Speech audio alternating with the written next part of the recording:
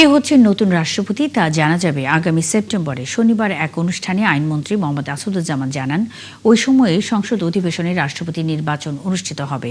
তার মতে ওই নির্বাচনের জন্য বিশেষ অধিবেশন ডাকার প্রয়োজন নেই। গোপন ভোটে রাষ্ট্রপতি নির্বাচিত করেন সংসদ সদস্যরা। মামুন হুসাইনের প্রতিবেদন। শুক্রবার বিকেলে রাষ্ট্রপতির পদ থেকে পদত্যাগ করেন মোহাম্মদ শাহাবুদ্দিন। এরপর থেকে সংবিধান অনুযায়ী রাষ্ট্রপতি হিসাবে দায়িত্ব পালন করছেন স্পিকার হাফিজউদ্দিন আহমদ। তবে নির্বাচিত রাষ্ট্রপতি কবে পাওয়া যাবে তা নিয়ে চলছে আলোচনা। রাষ্ট্রপতিকে এখানে প্রোটেকশন দেওয়া আছে। সংবিধান অনুযায়ী মেয়াদ শেষ হলে কিংবা পদত্যাগ করলে ৯০ দিনের মধ্যে নতুন রাষ্ট্রপতি নির্বাচন করতে হয়। এক অনুষ্ঠান শেষে আইনমন্ত্রীও বললেন সেই বিধানের কথা। সংবিধানের ১২৩-এর ২ অনুচ্ছেদ অনুসারে ৯০ দিনের মধ্যে রাষ্ট্রপতির পদত্যাগের ৯০ দিনের মধ্যে নতুন রাষ্ট্রপতি নির্বাচন করতে হবে। তিনি আরও জানান, রাষ্ট্রপতি নির্বাচন নিয়ে আগামী সংসদ অধিবেশন পর্যন্ত অপেক্ষা করতে হবে। ২৪শে জুলাই, আগস্ট, সেপ্টেম্বর, অক্টোবর, ২৪শে অক্টোবর পর্যন্ত আমাদের হাতে সময় আছে। সুতরাং বিশেষ অধিবেশন ডাকার মতো কোনো পরিস্থিতি এখন তৈরি হয়নি। এদিকে মানবাধিকার লঙ্ঘন ও ভুক্তভোগীদের ন্যায় বিচার পাওয়ার সুযোগ শীর্ষক পরামর্শ সভায় আইনমন্ত্রী আরও জানান, আগামী মন্ত্রিসভার বৈঠকেই জাতীয় মানবাধিকার কমিশন আইন এবং গুম কমিশন প্রতিকার আইন অনুমোদনের জন্য উপস্থাপন করা হবে। আমরা গুম প্রতিকার ও প্রতিরোধ সংক্রান্ত আইন এটাকে নেইনি, এটাকে বলেছে, এটার ক্ষেত্রে আমরা পাবলিক স্টেটমেন্ট করেছি। আন্তর্জাতিক অপরাধ ট্রাইব্যুনালের চিফ প্রসিকিউটর আমিনুল ইসলাম জানিয়েছেন, আগামী সোমবার থেকে শাপলা চত্বরে সংগঠিত হত্যাকাণ্ডের বিচার কার্যক্রম আনুষ্ঠানিকভাবে শুরু হবে। শাপলা চত্বর হত্যা মামলায় আমাকে নিয়োগ দেওয়ার পর আমি সবচেয়ে বেশি গুরুত্বের সাথে যে মামলাটির ইনভেস্টিগেশন এবং আমি বিচারের জন্য সবচেয়ে বেশি কাজ করেছি, সেটা হচ্ছে শাপলা চত্বর হত্যাকাণ্ড। মামুন হুসাইন, ৭১, ঢাকা। বিএনপি থেকে রাষ্ট্রপতি পদে কে মনোনয়ন পাচ্ছেন, দলটির শীর্ষ নেতারা বলছেন এই বিষয়ে সিদ্ধান্ত হবে জাতীয় স্থায়ী কমিটিতে। শনিবার বগুড়ায় সাংবাদিকদের প্রশ্নে এমনটা জানান বিএনপির মহাসচিব মির্জা ফখরুল ইসলাম আলমগীর। এদিকে ঢাকায় প্রধানমন্ত্রীর রাজনৈতিক উপদেষ্টা রুহুল কবির রিজভী জানান, সাবেক প্রেসিডেন্ট মোহাম্মদ শাহাবুদ্দিনের বিচার নিয়ে স্থায়ী কমিটিতে আলোচনা করে সিদ্ধান্ত নেওয়া হবে। আরও জানাচ্ছেন মাহিলা ইসলাম। মেয়াদ শেষ হওয়ার ২ বছর আগেই পদত্যাগ করেছেন দেশের ২২তম রাষ্ট্রপতি মোহাম্মদ শাহাবুদ্দিন। এখন নতুন রাষ্ট্রপতি নির্বাচন নিয়ে শুরু হয়েছে রাজনৈতিক হিসাব নিকাশ। বগুড়ায় এক অনুষ্ঠান শেষে এ নিয়ে বিএনপি মহাসচিব মির্জা ফখরুলের কাছে জানতে চান সাংবাদিকরা। তিনি জানান, এ নিয়ে তারা আলোচনা করে সিদ্ধান্ত নেবেন। বিএনপি সভা করবে, মিটিং করবে, স্ট্যান্ডিং কমিটির মিটিং হবে, বিএনপির ডিসিশন হবে, এরপরে জানতে পারবেন। সংবিধান অনুযায়ী যে সমস্ত নিয়ম আছে সেগুলো মেনে দল যা সিদ্ধান্ত নেবে সেটাই হবে। এদিকে জিয়া উদ্যানে রাষ্ট্রায়ত্ত ১২ প্রতিষ্ঠানের নবনিযুক্ত চেয়ারম্যানদের নিয়ে জিয়াউর রহমান ও খালেদা জিয়ার সমাধিতে শ্রদ্ধা জানান প্রধানমন্ত্রীর রাজনৈতিক উপদেষ্টা রুহুল কবির রিজভী। তিনিও জানান, রাষ্ট্রপতি বিষয়ে আলোচনা করেই সিদ্ধান্ত। উনি যেটা লিখিতভাবে গণমাধ্যমে সেটি জানিয়েছেন, সেটি হচ্ছে তার গুরুতর শারীরিক অবস্থা অবনতি হয়েছে, তো সেটাই আমরা জানি এবং সেই কারণেই তিনি পদত্যাগ করেছেন। পদত্যাগের আগে এবং পরেও মোহাম্মদ শাহাবুদ্দিনের বিচার চাইছে বেশ কয়েকটি রাজনৈতিক দল। তবে এ নিয়ে কোনো অবস্থান জানায়নি বিএনপি। রিজভী বলেন, বিষয়টি নিয়ে দলের নীতি নির্ধারকরা আলোচনা করবেন। রাষ্ট্রপতির ব্যাপারে কি সিদ্ধান্ত হবে, এটা দল সিদ্ধান্ত যখন নেবে তখন নেবে, কি নেবে সেটা দল জানে।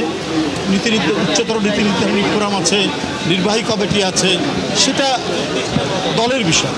সংসদ সদস্যদের গোপন ভোটে নির্বাচিত হন রাষ্ট্রপতি। এক্ষেত্রে ২/৩ সংখ্যাগরিষ্ঠতা থাকায় সরকারি দল বিএনপির মনোনীত প্রার্থী সেই ক্ষেত্রে রাষ্ট্রপতি হবেন, এমনটা বলাই যায়। মাহিলা ইসলাম, ৭১, ঢাকা। গণভোটের গণরায় ও জুলাই সনদ বাস্তবায়ন না হওয়া পর্যন্ত ১১ দলীয় জোটের আন্দোলন চলবে। সিলেটে ঐক্যের বিভাগীয় সমাবেশে জামায়াতে ইসলামের আমির ডাক্তার শফিকুর রহমান একথা বলেন। সমাবেশে এনসিপি আহ্বায়ক নাহিদ ইসলাম বলেন, বর্তমান নির্বাচন কমিশনের অধীনে কোনো স্থায়ী নির্বাচন হতে দেওয়া হবে না। আর এলডিপির চেয়ারম্যান অলি আহমেদ দেশে ফিরলে সোহরাওয়ার্দী উদ্যানে শেখ হাসিনার ফাঁসির দাবি তোলেন। হোসেন আহমেদ সুজাদের প্রতিবেদন। দুপুর থেকেই ১১ দলীয় ঐক্যজোটের বিভাগীয় সমাবেশে যোগ দিতে মিছিলে মিছিলে দেশের বিভিন্ন জায়গা থেকে আসতে থাকেন জামায়াত, এনসিপি সহ জোটের বিভিন্ন পর্যায়ের নেতাকর্মীরা। সমাবেশে এনসিপি আহ্বায়ক নাহিদ ইসলাম বর্তমান নির্বাচন কমিশনের সমালোচনা করে বলেন, স্থানীয় সরকার নির্বাচনের আগেই নির্বাচন কমিশন পুনর্গঠন করতে হবে। এই দলীয়করণের ফলে দেশের নির্বাচন ব্যবস্থার যে উন্নতি আমরা চেয়েছিলাম সেই উন্নতি আবার সম্ভব হবে না। আগামী স্থানীয় সরকার নির্বাচনের আগেই নির্বাচন কমিশন সংস্কার করে পুনর্গঠন করতে হবে, অথবা এই নির্বাচন কমিশনারদেরকে পদত্যাগ করতে হবে। প্রধান অতিথির বক্তব্যে বাংলাদেশ জামায়াতে ইসলামীর আমির ডাক্তার শফিকুর রহমান বলেন, দুর্নীতিকে প্রাতিষ্ঠানিক রূপ দেওয়া এই সরকার, তাদের বিদায় ছাড়া জনগণের মুক্তি নেই। জুলাই সনদ বাস্তবায়নে কোনো আপোষ করা হবে না বলেও কড়া বার্তা দেন তিনি। জনগণ পরিবর্তনের জন্য, সংস্কারের জন্য গণভোটে হা বলেছে, 70% মানুষ হা বলেছে। গণভোটকে আমরা অপমান করতে দেব না। গণভোটের গণরায় বাস্তবায়ন করেই আমাদের আন্দোলন ইনশাল্লাহ সফলতার দ্বার প্রান্তে পৌঁছবে। বাংলাদেশে আমরা আর কোনো ফেসিবাদ চাই না। দেশ থেকে দুর্নীতিবাজ, দেশ থেকে দুঃশাসন দূর না হওয়া পর্যন্ত আমাদের লড়াই তীব্র থেকে তীব্রতর হবে ইনশাআল্লাহ। সমাবেশে সভাপতির বক্তব্যে এলডিপি চেয়ারম্যান বীর বিক্রম কর্নেল অলি আহমদ বিএনপি সরকারের শাসন ব্যবস্থাকে কড়া হুঁশিয়ারি দিয়ে জানান, সবাই এক হলে সরকার পতন ঘটানো অসম্ভব নয়। কার্যক্রম নিষিদ্ধ আওয়ামী লীগের নেত্রী শেখ হাসিনা দেশে ফিরলে সুহরাওয়ার্দী উদ্যানে তার ফাঁসির দাবি তুলেন তিনি। আপাতত আসবে, কিন্তু এমন সমস্যা সৃষ্টি হচ্ছে, সাথে দুলাভাইকেও নিয়ে আসতে হবে। তা আপনারা প্রস্তুত থাকেন ফাঁসির রশি নিয়ে।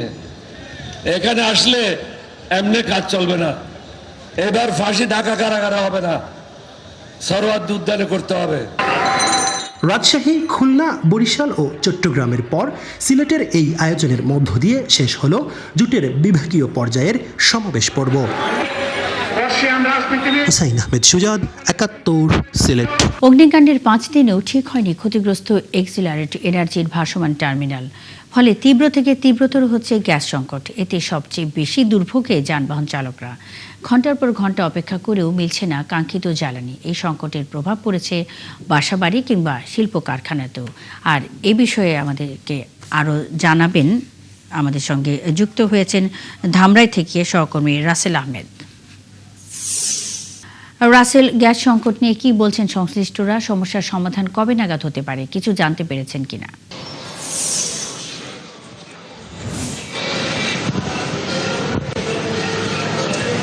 ধন্যবাদ মুন্নি। আমি সকাল থেকে যেটি জানিয়েছি যে ধামরাইতে তীব্র গ্যাস সংকট হয়েছে। তো তিতাস কর্তৃপক্ষ বলছেন যে গ্যাসের যে মূল পাইপলাইন রয়েছে সেটিতে গ্যাস না থাকার কারণে মূলত এই সংকট তৈরি হয়েছে। আর সমাধানের বিষয়ে তারা যেটি বলছেন যে তারা আশা করছেন যে গত 2-1 দিনের ভিতরে এই গ্যাস সংকটটি সমাধান হবে।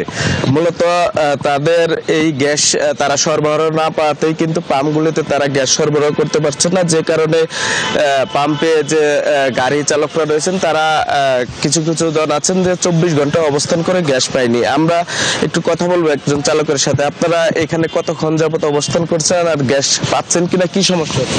আমাদের 3-4 ঘন্টা ধরে অপেক্ষা করতেছি, লাইনে গ্যাস নাই। 3 দিন ধরে গ্যাস পাইতেছি না। লাইনে গ্যাস থাকলে সেটা আমরা চালাইতে পারো, বউ পোলাবান খাওয়াইতে পারি না।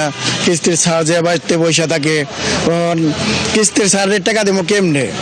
কে টাকা কামাইতে পারলে সেটা দেবো, বউ পোলাবানটা কেমনে খাওয়াবো? টাকা কামাইতে পারলে সেটা। লাইনে গ্যাস যদি কিনা ভরপুর থাকে তাহলে গাড়ি চালাইতে পারি। আমরা গ্যাস চাই, এইটাই আমাদেরই। ধন্যবাদ। মনে শুনছিলেন যে একজন চালক বলছিলেন যে তারা এই গ্যাস না পাওয়ার কারণে কিন্তু ঠিক মতো তারা গাড়ি চালাতে পারছেন না, যে কারণে তাদের উপার্জন বর্তমানে বন্ধ রয়েছে। যে কারণে তারা বলছেন যে তাদের যে পারিবারিক যে ফ্যামিলি রয়েছেন তাদের চালানো কষ্ট হচ্ছে, সেই সাথে যে তাদের কিস্তি রয়েছে সেই কিস্তির টাকাও কিন্তু তারা দিতে পারছেন না। আরেকটা বিষয় জানাই, শুধু এই গাড়ির সংকটই নয়, ধামরাই উপজেলায় 4টি ইউনিয়নে আবাসিক গ্যাস সংযোগ রয়েছে সেগুলোতেও কিন্তু তারা গত 2 মাস যাবৎ কিন্তু তারা কোনো প্রকার গ্যাস সরবরাহ পাচ্ছে না, যে কারণে তারা বাধ্য হয়ে কেউ লাকড়ির চুলায়, অন্যথা কেউ এলপিজি সিলিন্ডার কিনেও তারা রান্নার কাজ চালাচ্ছেন। আমরা দেখেছি এর আগে গত 15 দিন আগে যে ধামরাই উপজেলার কালামপুর গ্রামবাসী রয়েছেন গোয়ালদি, তারা কিন্তু এই গ্যাস সরবরাহের দাবিতে ঢাকা-আরিচা মহাসড়ক বন্ধ করে কিন্তু তারা বিক্ষোভ করেছে, যাতে তারা গ্যাস সরবরাহ, তারা বলছেন যে তারা প্রতিনিয়ত গ্যাস বিল দিলেও তারা কিন্তু সেই পরিমাণ গ্যাস সরবরাহ পাচ্ছে না, যে কারণে তারা একদিকে যেমন তাদের আর্থিক ক্ষতি হচ্ছে, অন্যদিকে যে তারা গ্যাস না পাওয়ার দুর্ভোগ পোহাচ্ছে। তো সব মিলে বলা চলে যে ধামরাই উপজেলায় বর্তমানে 7 দিন যাবত তীব্র গ্যাস সংকট তৈরি হয়েছে। এই ছিল আমার কাছে ধামরাই থেকে সর্বশেষ। মুন্নি। রাসেল আহমেদ, অসংখ্য ধন্যবাদ। সঙ্গেই থাকবেন। ধামরাইয়ের গ্যাস সংকটের বিষয়ে কথা বলতে রাসেল আহমেদ আমাদের সঙ্গে এতক্ষণ যুক্ত ছিলেন। 24 মাস ধরে বেতন পাচ্ছেন না 351 জন হোমিওপ্যাথিক, ইউনানি ও আয়ুর্বেদিক চিকিৎসক, ফলে মানবেতর জীবনযাপন করছেন তারা। 2024 সালে প্রকল্পের মেয়াদ শেষ হলে অন্তর্বর্তীকালীন সরকার তা আর বৃদ্ধি করেনি। বারবার মন্ত্রণালয় এবং অধিদপ্তরে চিঠি দিয়েও মেলেনি সমাধান। প্রধানমন্ত্রীর হস্তক্ষেপ চান তারা। ট্র্যাডিশনাল স্বাস্থ্য ব্যবস্থা নিয়ে হিমেল মাহবুবের ধারাবাহিক প্রতিবেদনের 3য় পর্ব। ছবি তুলেছেন আকরাম হোসেন। স্বাস্থ্য খাতে 3টি প্রকল্পের আওতায় 1998 সাল থেকে হোমিওপ্যাথিক, ইউনানি ও আয়ুর্বেদিক চিকিৎসক নিয়োগ দেওয়া হয়। এরপর 5 বার বাড়ানো হয় প্রকল্পের মেয়াদ। সর্বশেষ 2011 সালে প্রকল্পের আওতায় 362 জনকে নিয়োগ দেওয়া হয়, যারা সংশ্লিষ্ট মেডিকেল কলেজের শিক্ষক এবং বিভিন্ন হাসপাতালে মেডিকেল অফিসার হিসেবে দায়িত্ব পালন করেন। সবশেষ 2024 সালে প্রকল্পের মেয়াদ শেষ হলে অন্তর্বর্তীকালীন সরকার তা আর বাড়ায়নি। ফলে সংকট তৈরি হয় সরকারি হোমিওপ্যাথিক, ইউনানি ও আয়ুর্বেদিক মেডিকেল কলেজে। কারণ কলেজ দুটিতে বেশিরভাগ শিক্ষক এই প্রকল্পের আওতায় নিয়োগ পাওয়া। উপায় না থাকায় কার্যক্রম চালিয়ে নিতে তাদের উপরেই ভরসা করছে কর্তৃপক্ষ। তারা বেতন ভাতা গত 2 বছর পাচ্ছেন না, অদ্যাবধি তারা কাজে রয়েছে, পরীক্ষা ক্লাস চালিয়ে যাচ্ছেন। এখন পর্যন্ত আমি সব কাজই তাদেরকে পাচ্ছি। 2 বছর ধরে বেতন পাচ্ছেন না প্রকল্পে নিয়োগ পাওয়া এই চিকিৎসকরা। এ অবস্থায় চরম অনিশ্চয়তার পাশাপাশি মানবেতর জীবন কাটাচ্ছেন তারা। এই যে একটা মানসিক একটা যন্ত্রণার মধ্যে আছে, পরিবারের কাছে তারা ছোট হয়ে যাচ্ছে, মুখ দেখাতে পারছে না। তাদের বাচ্চার যে চাহিদা আছে, পরিবারের চাহিদা আছে, নিডগুলো যখন ফিল আপ করতে পারছে না, তারা দিন দিন তো হতাশাগ্রস্ত হয়ে যাচ্ছে। এর কাছে আমাদের আকুল আবেদন থাকবে অতি দ্রুত আমাদের যে জনবল ঘাটতি এটা পূরণে স্বাস্থ্য অধিদপ্তর, স্বাস্থ্য মন্ত্রণালয়ের সমন্বয়ের মাধ্যমে যথাযথ পদক্ষেপ নেবে। ইনকামটাই হচ্ছে মূলত এই চাকরি টাকা থেকে, তো সেখানে তারা স্বতঃস্ফূর্তভাবে চলতে পারতেছে না, ঋণগ্রস্ত হয়ে যাচ্ছে। এমনকি 20 কোটি টাকা ব্যয়ে হোমিওপ্যাথি কলেজে একটি ল্যাব স্থাপন করা হলেও নিয়োগ দেওয়া হয়নি স্থায়ী কোনো জনবল। আর যারা এখন কাজ করছেন তারাও পাচ্ছেন না কোনো বেতন ভাতা। প্রায় পড়াশোনাটা প্রায় বন্ধ হওয়ার মতো অবস্থা।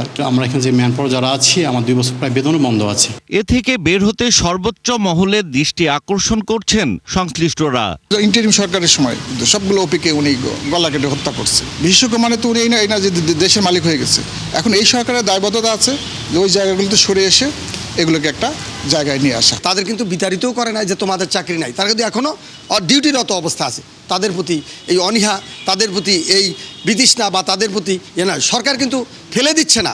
এই সেক্টরটা ষড়যন্ত্রের শিকার এবং বাংলাদেশের স্বাস্থ্য ব্যবস্থাকে ভঙ্গুর করার একটা অপপ্রয়াস মাত্র। আমরা দেখেছি যে পার্শ্ববর্তী দেশগুলোতে তাদের ইউনিভার্সিটি আছে এই ইউনানি আয়ুর্বেদের উপরে, পার্শ্ববর্তী দেশগুলো তাদের মিনিস্ট্রি আছে, ডিজি হেলথ আলাদা আলাদা আছে। সেই সাথে ট্র্যাডিশনাল এই চিকিৎসা খাতে বিশেষ নজর দেওয়ার দাবি অংশীজনদের। হিমেল মাহবুব, 71, ঢাকা। দর্শক, চলছে সংবাদ সংযোগ সরাসরি সংবাদ অনুষ্ঠান দেখতে চোখ রাখুন 71-এর ফেসবুক পেজ এবং সাবস্ক্রাইব করুন 71-এর ইউটিউব চ্যানেল। থাকুন 71-এর সাথেই।